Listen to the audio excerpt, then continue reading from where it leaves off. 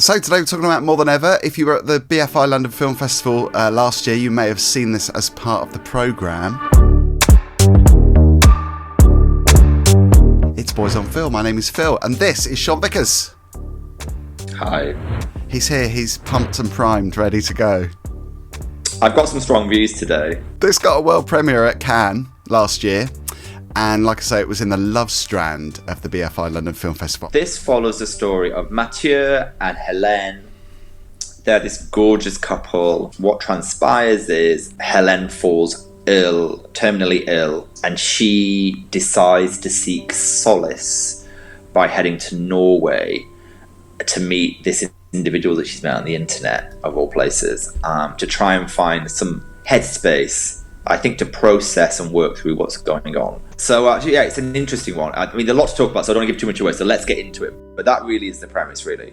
I'm really keen to hear your views on this, because to me it felt like a really honest example of somebody's story that I think a lot of people will connect with, because I don't think there are necessarily that many films that really show this side of what someone's going through, because I think when you think about, and it's a really difficult subject because obviously it's triggering for a lot of people as well, but when you think about your final days and where you want to be, most people, I think, or a lot of people would say, I want to be surrounded by loved ones and at home, and it's not really in this film because she chooses something completely different, which I thought was interesting.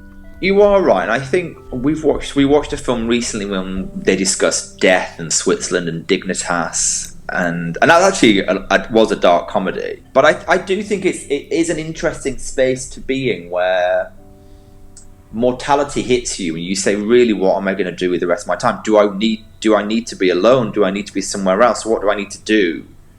And even though she has this deep bond with Mathieu, she feels it's the right thing to do personally, and I'm not going to say selfishly, but she feels like it's what she wants to do. Mathieu respects that, you know. I think they're liberals, they live in France. There is a level of integrity and respect between the two of them, and I do find, you know, she decides that it's also an adventure in a way. It's for her, there's many reasons as to why she's taking this journey to Norway, to seek peace, really.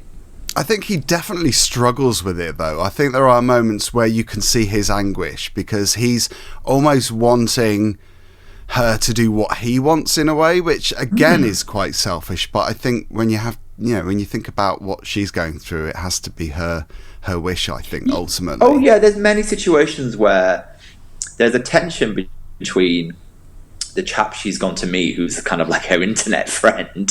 So there's definitely a tension between Bjorn Floberg's character, who I think is called Mr., and Gaspard Ulliel's Mathieu. Bjorn is a bit like, stay here, do what you need to do, this is what you want to do. And you're right, Mathieu is trying to pull her back into the conformity of, like, come back to France, come back to me, you know. And I saw there is a tension there between, selfishly from Mathieu's side, that he wants her to spend her final days with him, and her own desire to seek peace somewhere else, and how that plays through.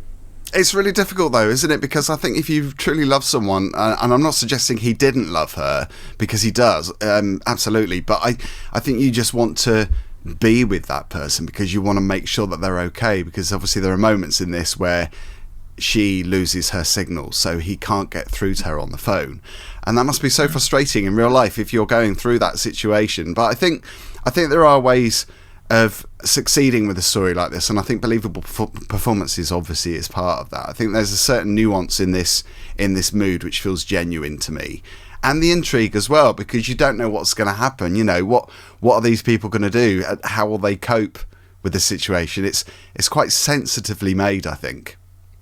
Yeah, I agree. Yeah, it is very sensitively made, and I think that the subject matter is dealt with incredibly well, because it plays out really between that trifecta of those three characters, really, and different viewpoints and impressions from the person that's going through it to people that are around them. Bjorn Floberg's character, Mr., really doesn't know her. He knows her off the internet, so he has a very light touch, and just probably talks in platitudes and say, this is what you need to do.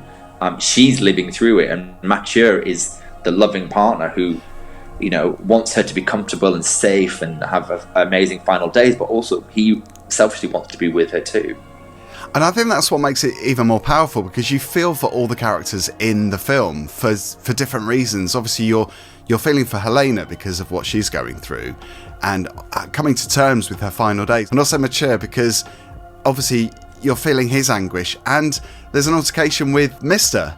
So you feel like you're sympathising with him because he's a very kind person, because he's letting her stay at his home.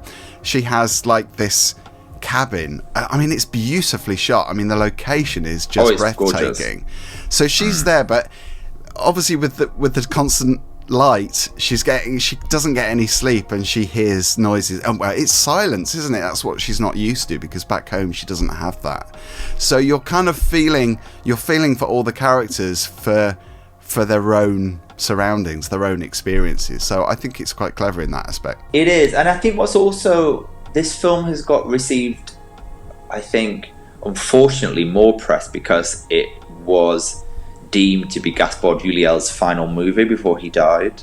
It's actually his penultimate movie, because he was secretly working on this film called Coma. But that has also amplified the film as being, one of the protagonists passed away before this got put out, and people will know him because he was the face of Chanel for a while. Oh yeah, of course, yeah. So I think that also, it's the interesting thing is you talk about mortality, and one of the key protagonists passes away in real life, and so I think it's a great movie. It's serious, but it's delicately managed. I think the casting is superb. It looks beautiful, and I think they managed to deal with quite a sensitive topic in such an amazing way. Really, it's a really heavy subject. I never felt depressed though. Weirdly, I never felt. I mean, there's obviously that somber mood, but I think the way it's shot, like you say, it's such a beautiful location, and I think it's so sensitive. And let's not forget that really passionate sex scene towards the end as well, which I think is. I think it was so brilliantly handled. It's like, no pun intended. But I think the way it was shot, it was just beautiful. And, there were moments that are heartbreaking. But I never felt depressed watching this. Well, that sex scene really... You have sex scenes in films, right? And we've seen some dreadful sex scenes in films. What was that one we saw? 23 Walks? Dreadful sex scene. Oh my God, clunky. I think it was meant to be though, wasn't it? But I think the sex scene forms part of the narrative. It's there for a reason, And so, I think you're right. It's a very passionate sex scene, but it's deliberate and it's there for a reason. It forms part of the storyline and the plot. So bravo. And decisions. It makes you think about decisions that you make and what would happen if you were in the same situation. Like, what if you were really ill? If you were terminally ill, where would you want to be? Who would you want to be with? You just don't know until that happens. So I think it's quite clever because it does play into that. It plays into making you as an audience think about what you would do in the same situation. But I have to say, I mean, the performances I thought were terrific. It's a real powerhouse. It's a real powerhouse performance from Vicky Krieps. To take on that, to be able to take on that role as well, is a huge thing, a huge undertaking, really. To do it in the right way, in a sensitive way, with integrity, is difficult. So it's a fantastic performance. It's a 4-star for me. Me too. Yeah, this is a must-see. It's not a romp. It's not like your Saturday night movie that you're going to have with a bottle of Lambrini. It's a sensitive film, so find the right time and give it the right space and respect to watch it when you're in the right space. Yeah, absolutely. So it's called More Than Ever. It's out in UK cinemas now. Go and see it. We recommend it. Thank you, Sean, as always. Thank you to everybody watching. Don't forget to like and subscribe. If you like this film review, check out the one that's on the screen now, floating around Sean's head, as they always are. And it's always not horror. In post-production.